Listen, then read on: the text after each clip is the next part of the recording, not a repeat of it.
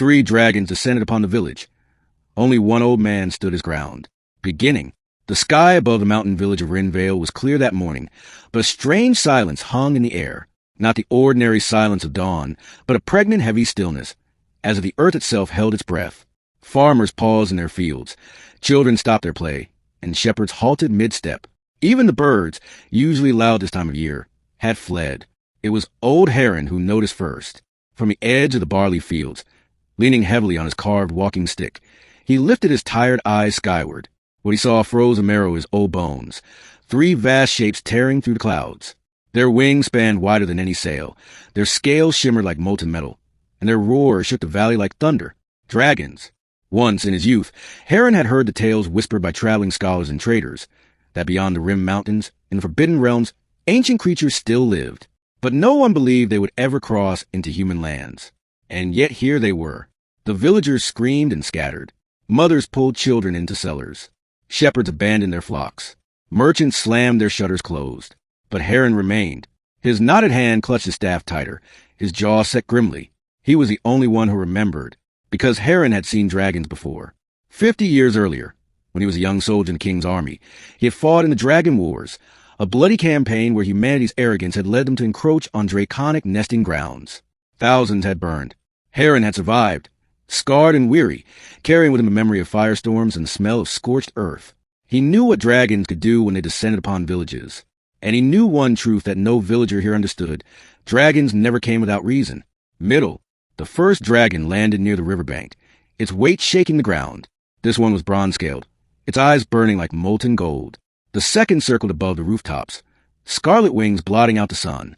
The third, the largest, descended upon the old shrine that stood at the village center, a black-scaled beast whose breath smoked with violet fire. The 3 roared in unison, their voices blending into an otherworldly harmony that rattled windows and shattered clay jars. Panic erupted. Villagers ran in all directions. But the dragons did not immediately strike. They did not unleash fire upon the thatched homes. Instead, they waited, watching. Heron, leaning on his cane, stepped forward. Every instinct screamed at him to hide, to cower, to flee. But his old soldier's heart would not let him. His village, his people. If no one else would stand, then it must be him. He hobbled into the square, standing before the shrine where the black dragon's gaze swept over the fleeing crowd. "Why have you come here?" Heron shouted, voice cracking but firm. "This is no place for war. We are simple folk." The bronze-scaled dragon lowered its head, steam curling from its nostrils. To the villagers' horror, it spoke, not in growls or roars, but in words that resonated deep within the bones. "We come not for your fields or homes. Old man, we come for what was stolen." Murmurs rippled through the few villagers brave enough to peek from hiding. Heron narrowed his eyes. "Stolen?" he asked. The black dragon's voice was like thunder rolling in a cavern. 5 nights passed. One of our brood was taken, a child of the sky. We tracked the scent. It led here to your shrine. Gasps erupted from villagers. Heron's heart clenched. A dragon hatchling. It all made sense now.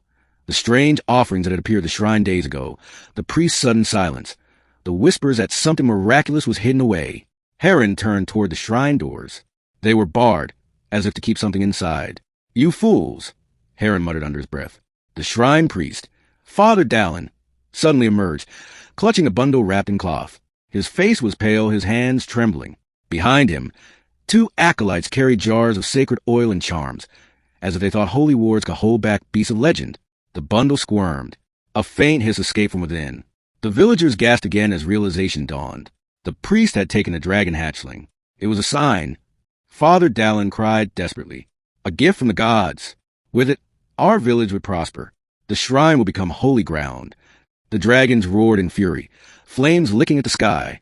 The villagers cowered in terror. Heron felt his blood boil. "Fool," he barked at the priest. "You've doomed us all. Dragons do not forgive theft." The black dragon advanced, claws gouging deep furrows in stone. "Return our child," it demanded, "or we burn this valley until nothing remains." Father Dallin clutched the bundle tighter. "No, the gods sent this creature to us. It belongs here." The hatchling squealed in fear, struggling against the priest's grip.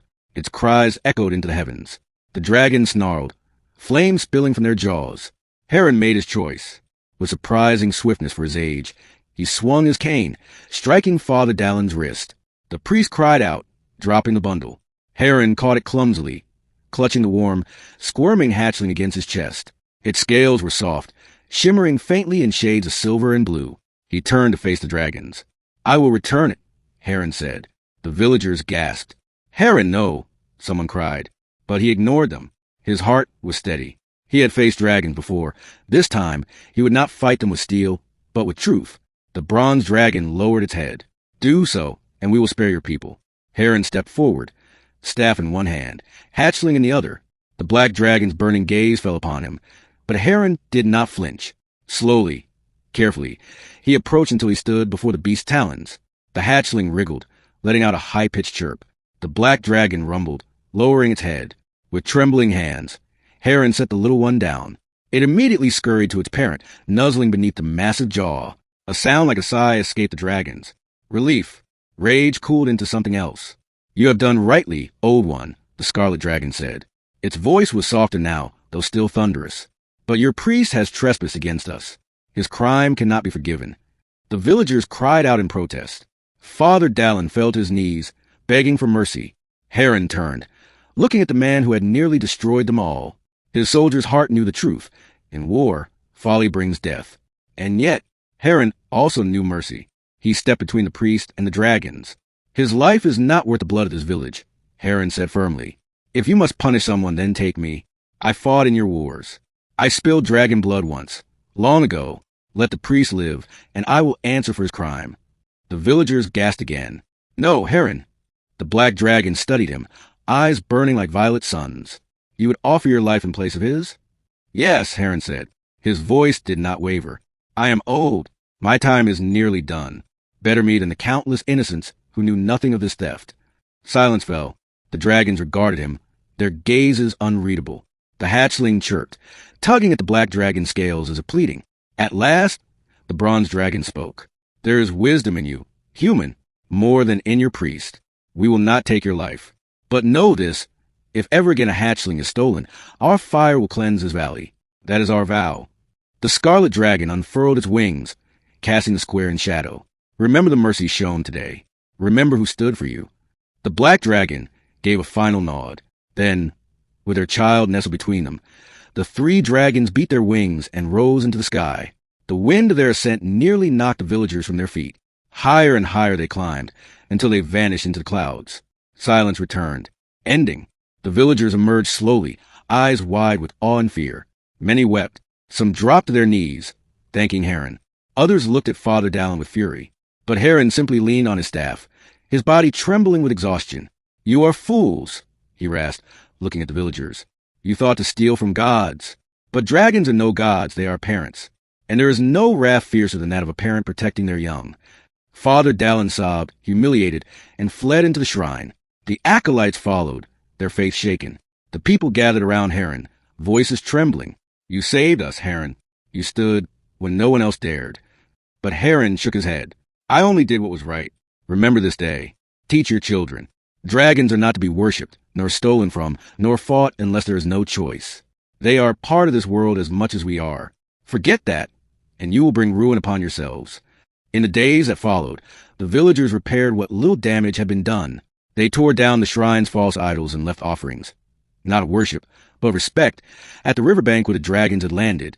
Heron spent his remaining years sitting by those fields, watching the skies, his old soldier's eyes ever vigilant. And though dragons never returned to Rinvale again, the villagers remembered. They remembered the day 3 dragons descended upon their village. And they remembered the old man who alone stood his ground, armed with nothing but courage, memory, and the wisdom to know that sometimes the fiercest battle is not fought with weapons, but with honor.